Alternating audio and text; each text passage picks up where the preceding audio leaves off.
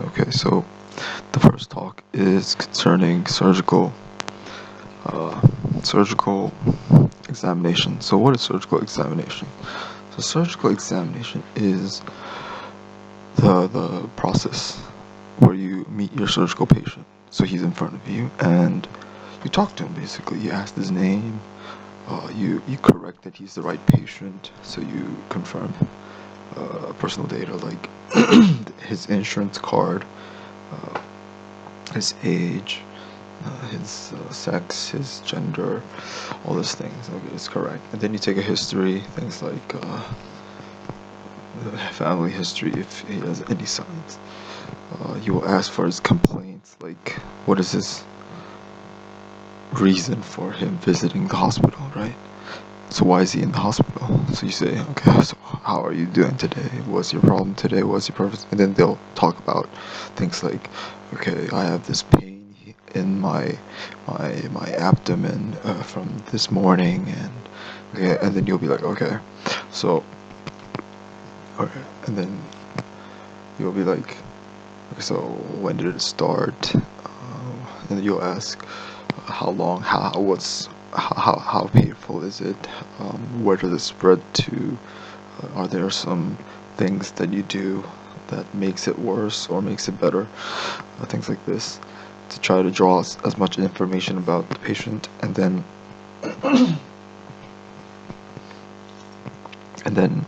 you will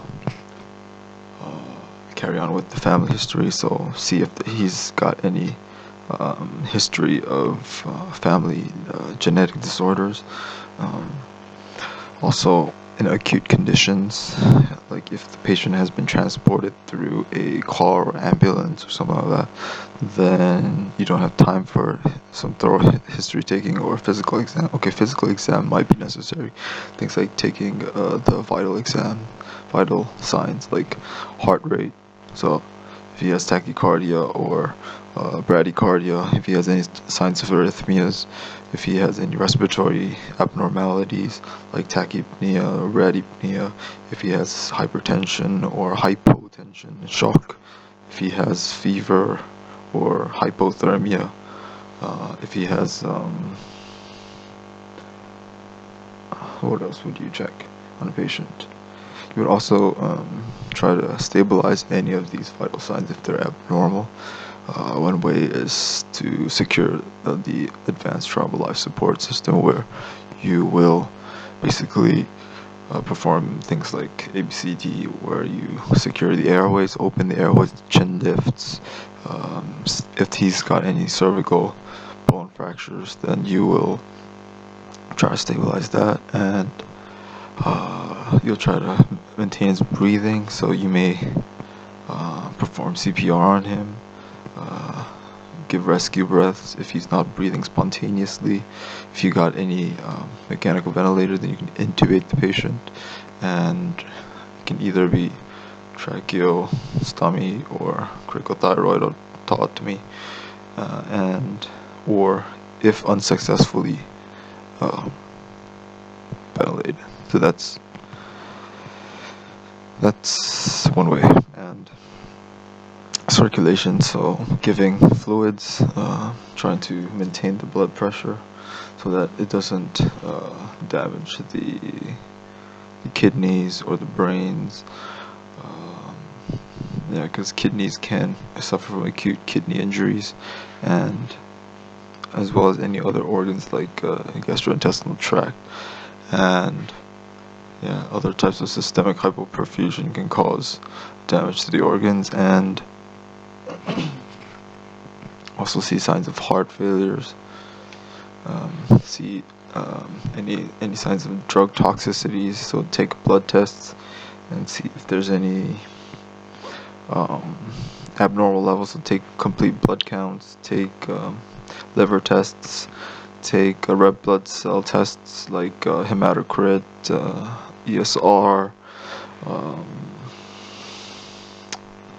um, mean corpuscular volume, mean corpuscular hemoglobin concentration, all these types of tests for hemoglobins.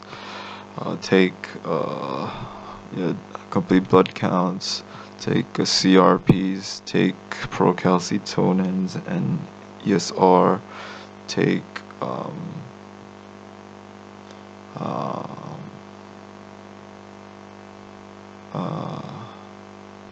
take leukocytes, take enzyme levels, take lipids, cholesterol levels, glycemia levels, and also take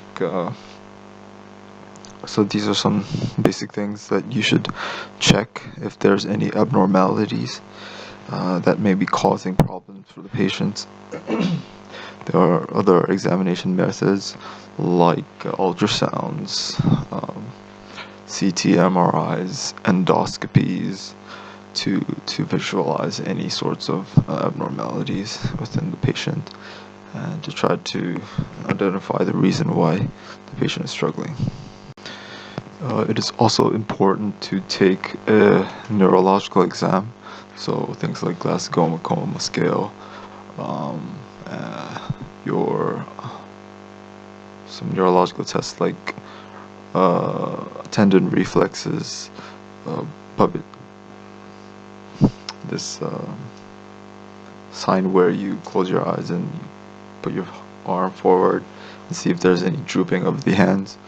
You should also take a physical exams. Check the eyes, jaundice. Check the mouth for dehydration. Pupillary reflexes for any cervical damage or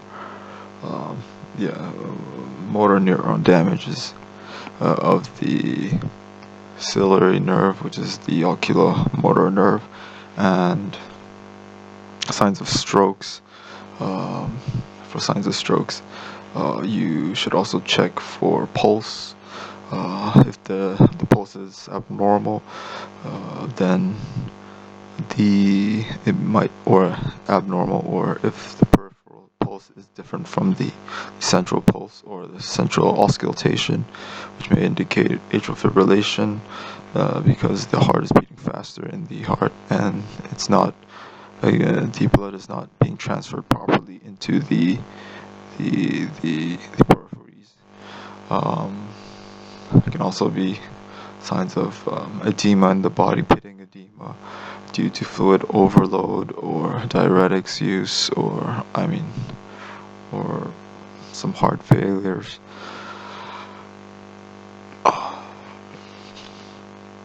Yeah, so these are some examples, and it's also important to measure so there's a primary survey, secondary survey, and tertiary survey in case of something like a trauma or triage, or trauma especially. Primary, where you secure the airways like we mentioned before, ABCD, CPR, breathing, opening, intubation, some intravenous fluid infusion, or inotropic drugs like noradrenaline, and as a check for blood. And tertiary or a secondary survey means that you will apply some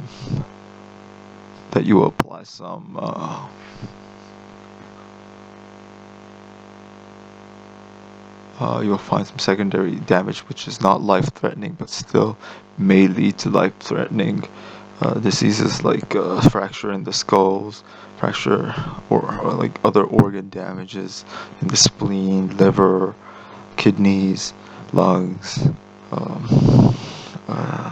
and other types of fractures that may lead to other complications. And when you're doing these tests on patients, it's also important that you get an informed consent, either verbal or written, and that there's an agreement between you and the patient when you're doing these kind of operations.